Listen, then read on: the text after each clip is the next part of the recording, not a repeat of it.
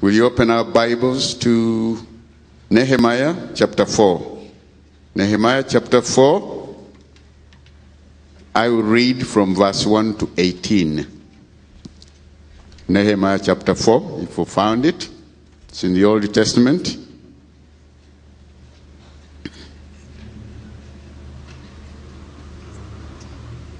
I read. When Sanballat heard that we were rebuilding the wall, he became angry and was greatly incensed. He ridiculed the Jews, and in the presence of his associates and the army of Samaria, he said, "What are those feeble Jews doing? Will they restore their wall? Will they offer sacrifices? Will they finish in a day? Can they bring the stones back to life from those heaps of rubble, burned as they are?" Tobiah the Ammonite, who was at his side, said, "What are they building? If even a fox climbed up on it, he would break down their wall of stones. Hear us, O our God, for we are despised. Turn their insults back on their own heads.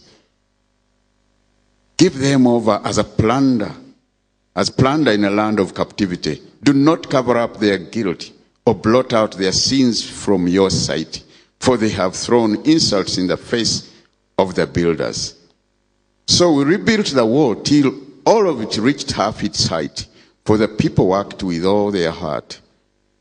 But when Sanballat, Tobiah, the Arabs, the Ammonites, and the men of Ashdod heard that the repairs to Jerusalem's walls had gone ahead and that the gaps were being closed, they were very angry.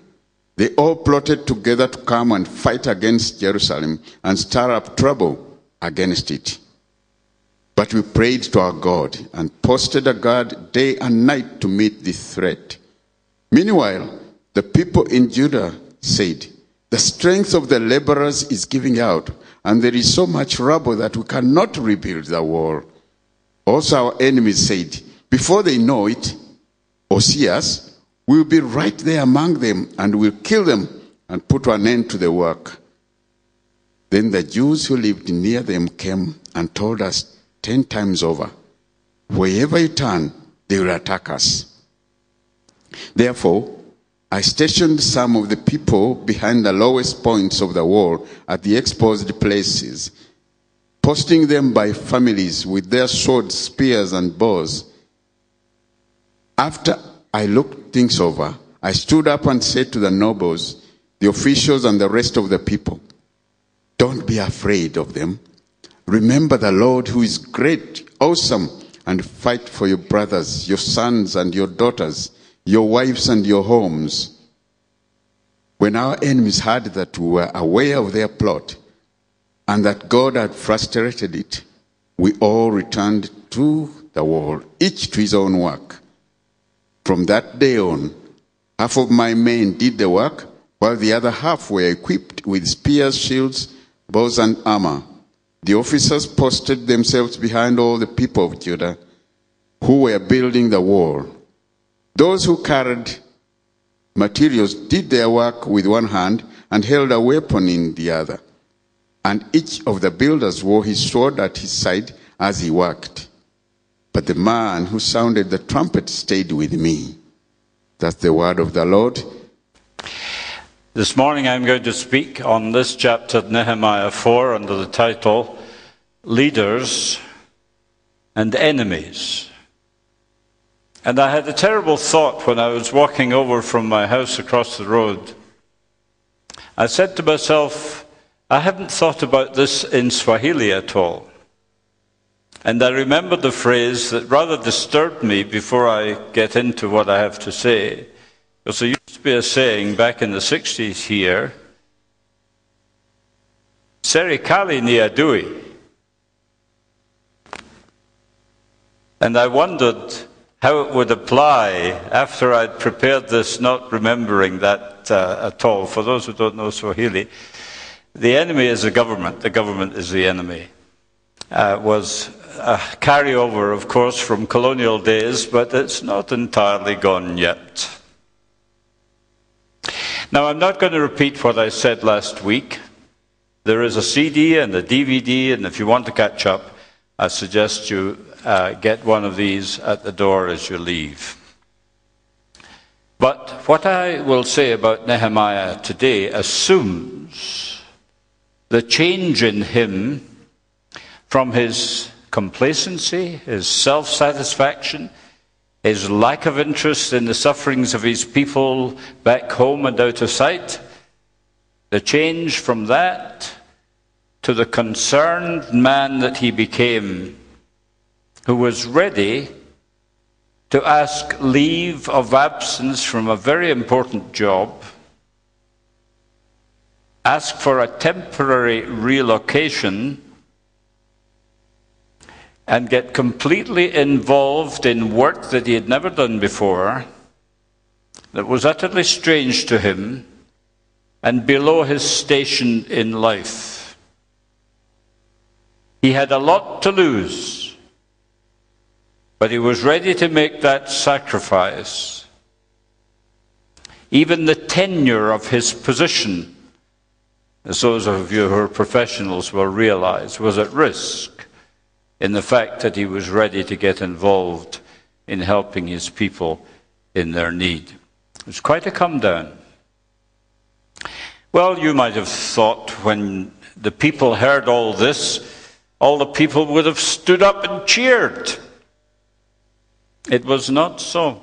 Yes, he did make progress. He recruited an impressive and large group of volunteers from all walks of life, as we saw last week, and he got the work started in relatively few days. And he progressed the work until half of the wall was repaired and built. But there were enemies. There are always enemies, Savior. Now the question is, how did Nehemiah handle his enemies that appeared out of nowhere? And that is our subject for today. And as we look at how he behaved with regard to his enemies, perhaps we can draw some lessons from him. So the first lesson is know your enemies. Their names, as you heard read, were Sanballat, Tobiah, and Gershom. They were not likely to be known to Nehemiah, for he lived about 1,000 miles away. And yet when he comes to make his entry about them in his journal, which is the book of Nehemiah, he shows us that he had got to know something about them. They had different interests. They were not all the same. And as it happened, they were all from different traditional enemies of Israel. The first thing he got to know was their origins and their past. Sanballat, he discovered, was a Horonite. Strange word. That means, according to Strong's Concordance, he came from Horonaim, which was a city of Moab. Remember the name, Moab. Tobiah was an Ammonite. He was from Ammon. Now, Moab and Ammon were the sons of Lot, who was the nephew of Abraham. Sons that were got incestuously by his own daughters, as you'll remember the story from Genesis 19. Gershom, he found out, was an Arab. And Arabs are seen as the descendants of Ishmael. And Ishmael was the first son of Abraham by Hagar, his wife's servant. And this particular Gershom was the king of Kedar, a desert-raiding tribe from the Arabian Peninsula. So these three men all happened to be descended from near kin of Israel long ago. In English, we would say that their forefathers were born on the other side of the blanket. They were almost always a thorn in the side of Israel. Now, I know many of you, when you read the Old Testament, find it difficult, and you just pass over certain things, and Moab and Ammon and Arabs and things like that. That's for the scholars. No, it's not.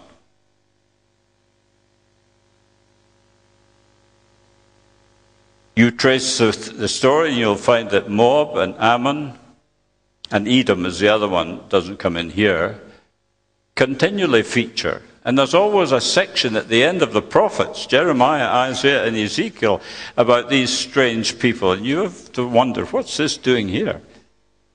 Well, it's doing there to remind you that Israel was always surrounded by enemies. And here we have 3 descendants of them right in the front line of opposition to Nehemiah and the people. So Nehemiah was finding out that his opposition from these 3 men was not just a flash in the pan, something that happened then. It was a deep-seated, generational, and incorrigible enmity. If you don't believe me, read Nehemiah 13, 1-3, and you'll get the historical association actually outlined there. But there was another factor that made these enemies even more dangerous. He got to know their orientation in the present. How did these men come to be near Jerusalem and so far from the countries of origin? These countries that formed a ring of enemies round the south and the east of Judah. Well, you read the answer to that in 2 Kings 17. They were Samaritans. When the 10 northern tribes of Israel were defeated by the Assyrians and deported in large numbers to Babylon, they became what we call today the lost 10 tribes. And in their place, the Assyrians brought in people they had conquered in other countries to repopulate and recultivate the lands of northern Israel. They didn't settle well. There was religious confusion and crisis. And you'll read the story in that 2 Kings 17 about how they had to sort it out. But it's summarized in this way. These new incomers who took over the farms and the homes that the people of Israel were driven out from, they worshipped the Lord and served also their own gods. A key verse in the Old Testament. The key to the Samaritans. They worshipped the Lord and also served their own gods. That's the Samaritans. They tried to combine the worship of the Lord with elements of their old religion. And we have good evidence of this. This Sanballat had 2 sons, we learn from historical sources. And the names indicate that they were part Jewish. They served the Lord because of that bit is there in the name. And though he was a Jew, he was not a Jew, Sanballat. He gave his daughter in marriage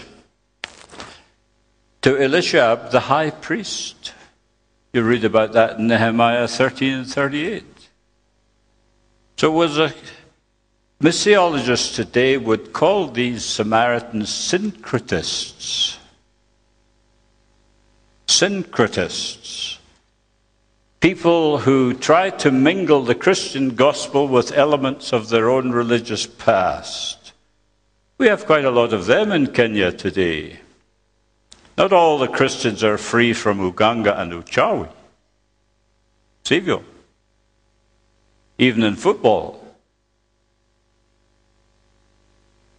And whenever you get that combination of worshipping the Lord and at the same time attempting to retain something of your previous religious history, you have trouble. But the third thing that Nehemiah noticed was the obstacles they presented in the present. This made it hard for Nehemiah and the returning Jews. These enemies offered to help in rebuilding the wall. They wanted to be allies, they said. This is what you call a policy of infiltration. And it would have contaminated the whole operation. Nehemiah's enemies were half friends and half enemies. And he never knew where he was with them. And you see, that's why we have this book and one or two others. The books, Ezra, Nehemiah, and Esther, and Daniel, in the historical books, and the books of Haggai, Zechariah, and Malachi in the prophets, tell the story of how the Jews remained Jews, to be used in the purpose of God, as we learn in the New Testament. If they had listened to Sanballat and Tobiah and Gershom, they would have disappeared by assimilation. So there was an obvious threat, and the reason for these books in the Bible is to show us the continuity between the Israel of earlier days and the Israel of God that came to be in the Christian church. So that's the first thing. Know your enemies. The past does influence what people are. There's something instinctive in our dislike of certain peoples. It just comes up and it's there. We never thought about it, but you know how you feel about, I won't put in a name. The second thing is, Nehemiah teaches to assess our enemy's opinion of us. When they could not infiltrate, they tried ridicule.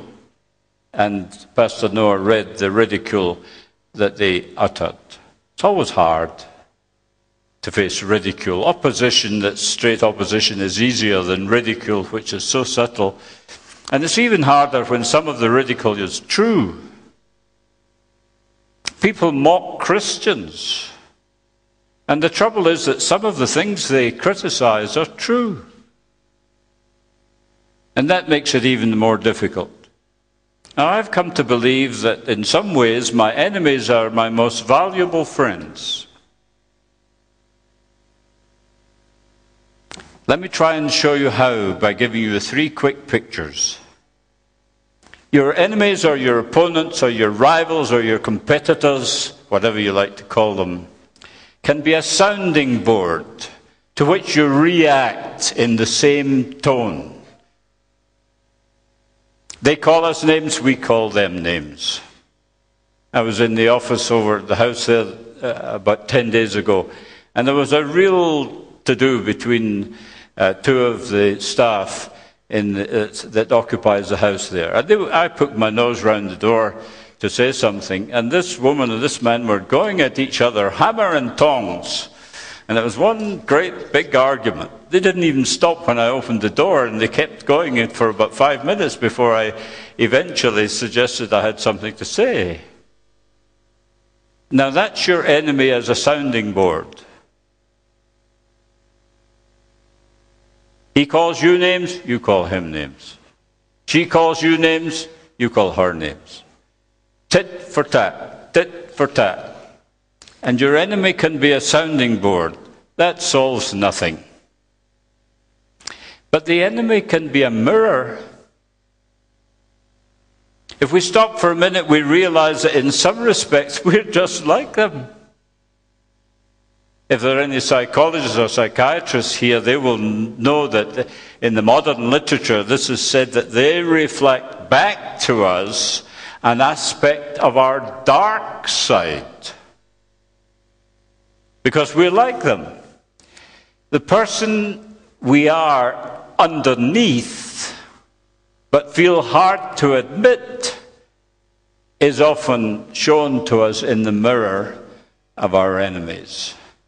And we need to ask, in what respects am I like them, and does that need to change? But there can also be a window through which we see the world, through their eyes. I had vice president when I was in World Vision who used to say, and we often quoted him, a point of view is a view from a point.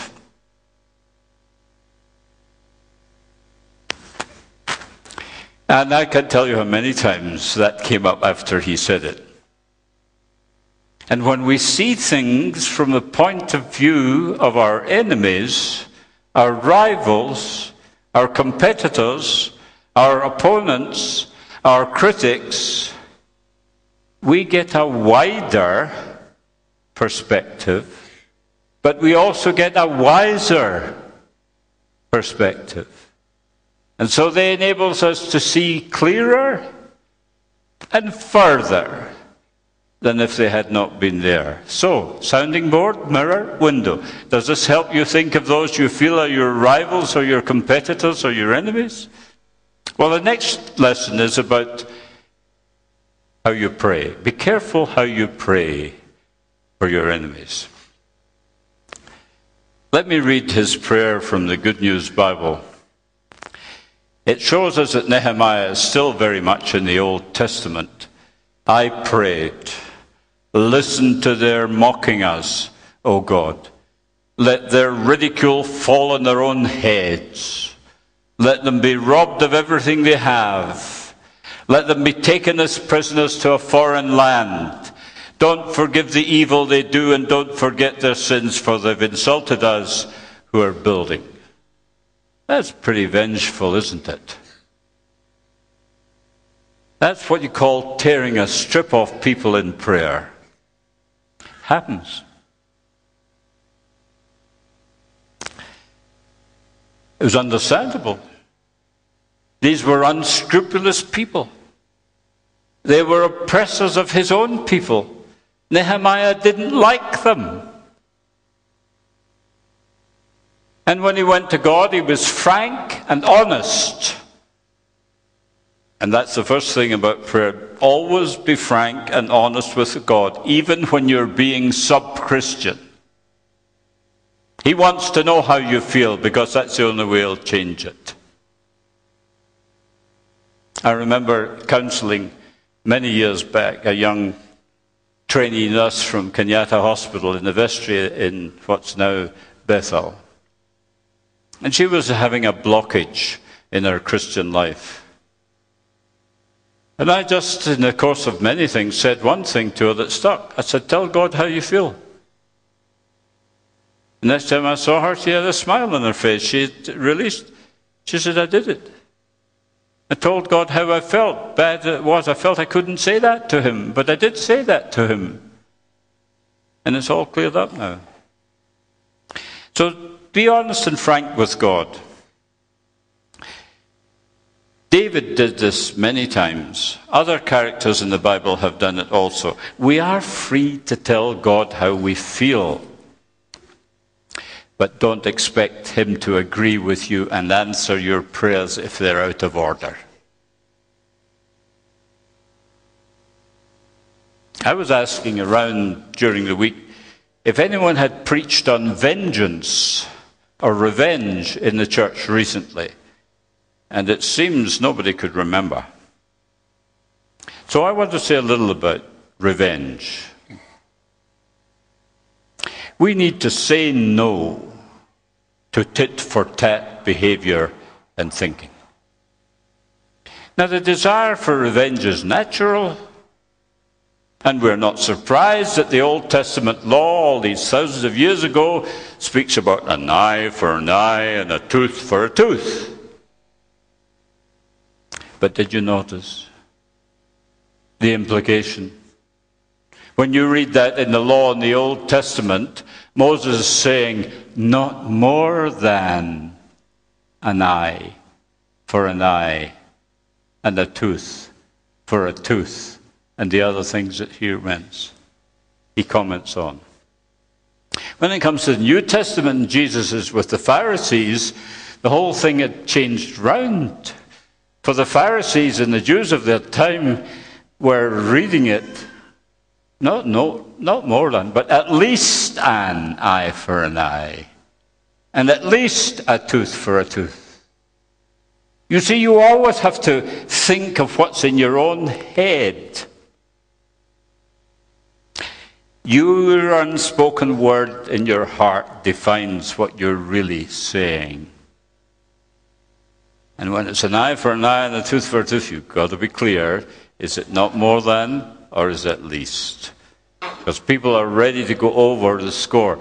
And, you know, I listen to the news regularly. I'm a bit of a news junkie. And every time I hear people being killed in Afghanistan and Pakistan and the Middle East and so on, and I know the place that retaliation has in Islamic ideology, I say we'll get as many deaths on the other side. Just wait and see. Because retaliation is natural. We want to pay back as good as we get. But in the Sermon on the Mount, Jesus says no. Both to the not least, or both to the not more than, and to the not at least. Vengeance is mine, Jesus said. And it's back in the Old Testament. Deuteronomy 32, you'll find it. But the great thing is it's quoted in the Psalms. It's quoted in the prophets. Jesus picks it up. You'll find it in Paul, and you'll find it in Hebrews in the New Testament. Vengeance is mine. I will repay, says the Lord. It's not that there'll be no consequences to the wrongdoer. That's not what vengeance is mine means. It means that we're not the people to determine the consequences. God will do that, and he'll do it in his own time in this life or in the next. So we may leave it with him. The Lord's nature is defined in Exodus 34 as the one who will by no means clear the guilty. And we mustn't move from that. That's the nature of the Lord who revealed himself in the cave to Moses. And yet in the same breath, he says he is merciful and gracious and forgives our transgressions, iniquities, and sins, all three different kinds of sins. Now, how can we resolve these two things about God, who will by no means clear the guilty, and who will mercifully and graciously forgive all our sins? How can you resolve these two things? And the answer is the cross. The Lord did not clear the guilty. He bore our sins in his body on the tree. The just for the unjust, that he might bring us to God. And if we believe that, then we may leave vengeance to the Lord. Now, Jesus gives those of us who are forgiven and who are forgiving, because you cannot be forgiven if you're not forgiving. Jesus said that. A forgiven person is not a forgiven person unless he is also a forgiving person. But once we're in that category, Jesus gives us a 3-point routine. What are we to do with our rivals, our enemies, and so on? First, bless them. Wish well for them. Speak well of them. That has to do with speech. Do good to them. I knew an old ex-missionary in the China Inland Mission who had us as a small committee of the Christian Union in Glasgow University in his house for a weekend. And I've never forgotten, he says, when I have somebody I'm having difficulty getting on with, I pray to the Lord to give me a chance to do him a good turn. He said, it works. Never forgotten it. And I remember it often at the right time. Sometimes I forget it. Bless them. Speak well of them. Don't speak negatively of them. Do good to them. And finally, in the realm of the Spirit pray for them. Not vengefully like Nehemiah. Now, the next lesson about enemies is sing through the hardships they cause. Now, this is where the Good News Bible helps me. It translates, the people of Judah had a song they sang. We grow weak, carrying burdens. There's so much rubble to take away. How can we build our wall today? 3 lines of a song in that verse. Now, music and song are a big resource for the people of God. And I find it very realistic that this is recorded in the Nehemiah story. These volunteers needed something more than a pep talk from Nehemiah, or even encouragement and food to give them the physical strength to make the effort. They needed something more for them to finish the hard work under the threats of their enemies. So they sang. And you know, in Africa, that's what happens when people are working. They sing. When the women are in the fields, they sing. And the Christians especially should have songs in their head and in their hearts. And when they're under the threat of their enemies, they should sing. Now, I'd like to expand on that, but I don't have time this morning. But I have written a paper called Music in the Bible. And if any of you would like it, please ask me for it in an email, and I'll send it as an attached document. The next thing we learn from Nehemiah is balance, faith, and means. Their enemies were very strong, very clever, and came at them when they least expected it. They couldn't stand guard all day or the wall would not get built. They couldn't go on clearing rubbish and rebuilding all day, or they could suffer a surprise attack. What did Nehemiah do? Well, he made sure that everyone was in a place that was defendable behind the wall. And he assembled them in these places in extended family groups, giving them the maximum motivation to defend their loved ones if there was an attack. And he split the duties. Half worked to be armed to fight with swords and spears.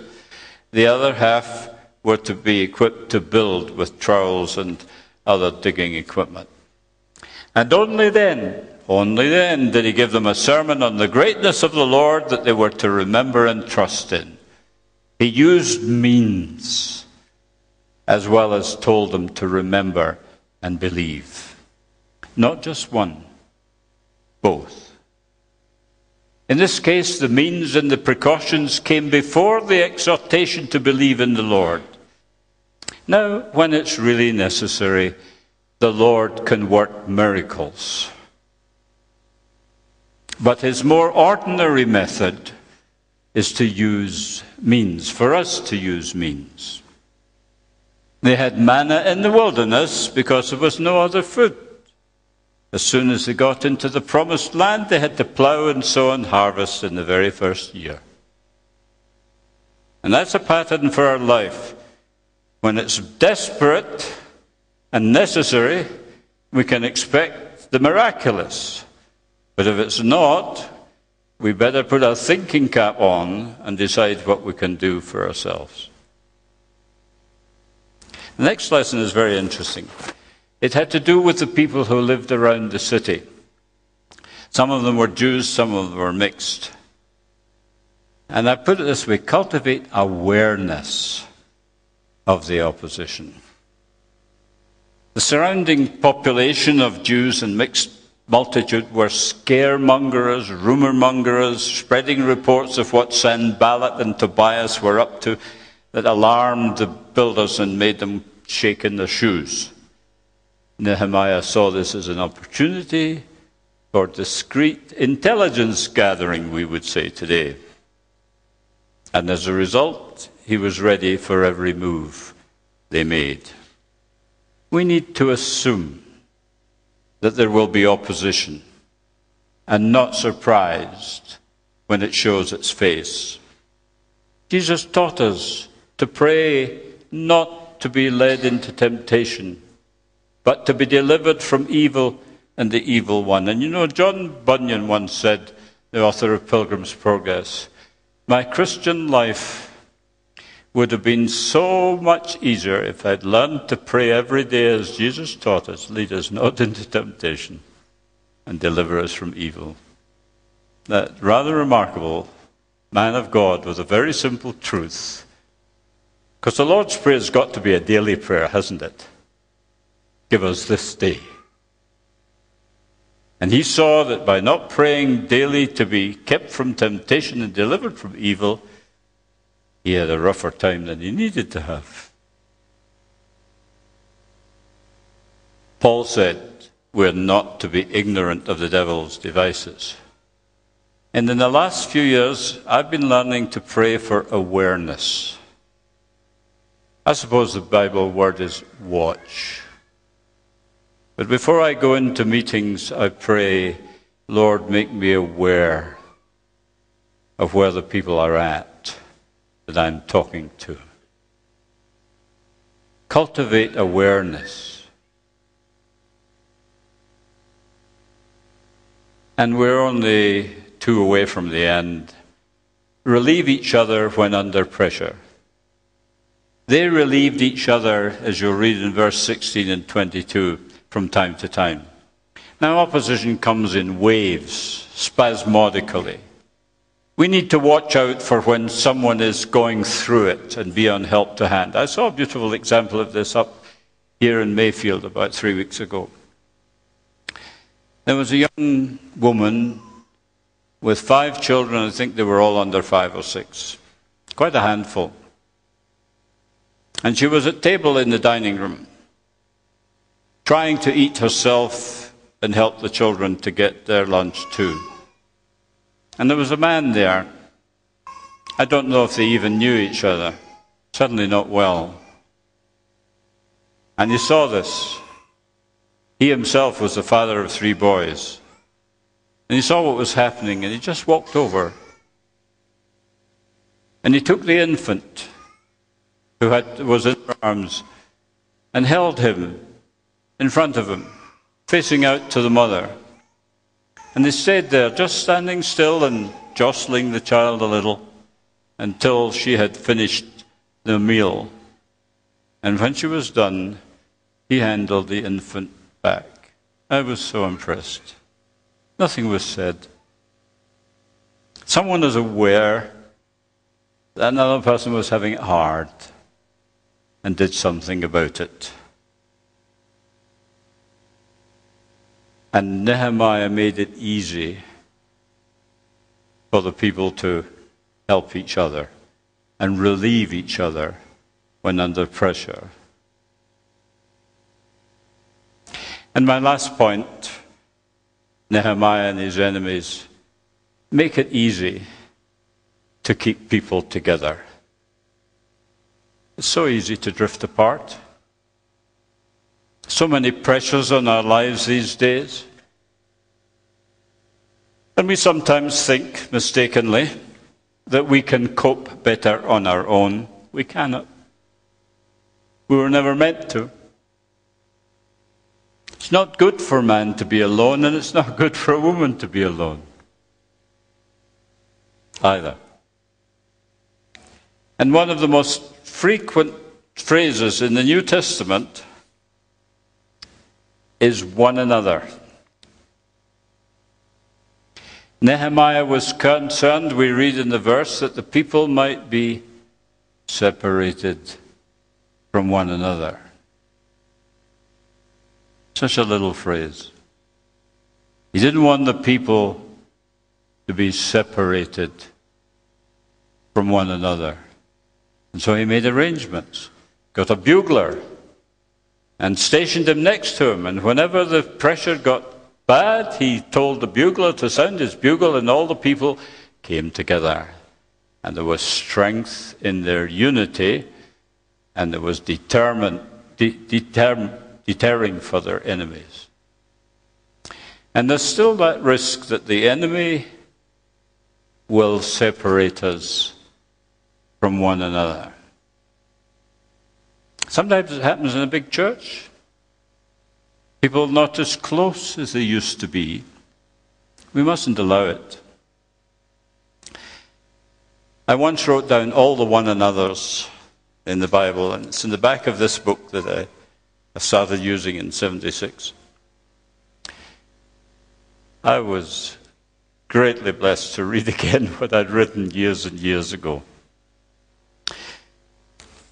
Do you know there are 30 exhortations about one another that are positive and 16 that are negative in the New Testament?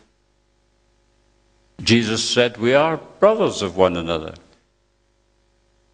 Mark talks about having peace with one another. John talks about washing one another's feet. Jesus says we're to love one another. At the beginning of the church, there's shared belongings with one another. In Romans, Paul is anxious people should show respect for one another, to strengthen one another, to accept one another, to teach one another, to greet one another. In Corinthians, he's saying, wait for one another and have concern for one another. In 2 Corinthians, he's wanting you to agree with one another. In Ephesians, he wants them to be tolerant with one another, kind and tender-hearted towards one another, and forgiving one another. And even speaking to one another in psalms and hymns and spiritual songs, and submitting themselves to each other.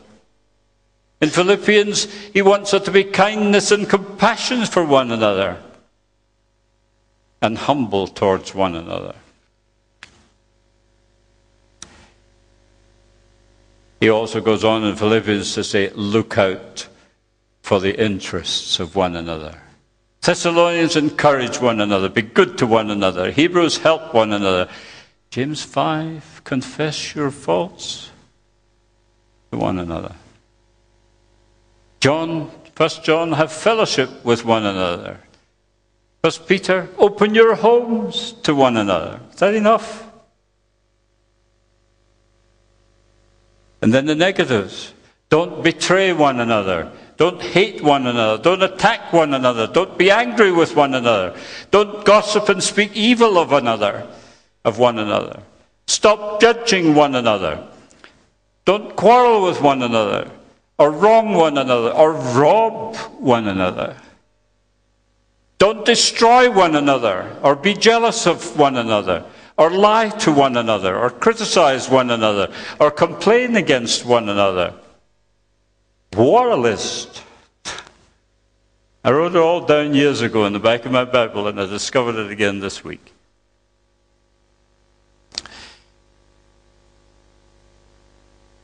If we did all these, we would be invincible, wouldn't we? Our enemies wouldn't have half a chance, would they? So how do we do it? Well, you don't skip church. And if you're active in the HGF, the Home Group Fellowship, you don't absent yourself. If you're not in one, you sign up today and start making it an important part of your life. And we're not missing or late in any church activity to which we belong. And we begin to extend hospitality to one another and hospitality to others, especially singles and widows and divorcees and others who are on their own, to seniors who are not able to get out as much, to strangers whose story we will never know unless we have them home. There are lots of ways to make it easier for us all to keep together. And that's the last thing we learn from Nehemiah about him and his enemies from this chapter. God made us strong in these ways. Amen.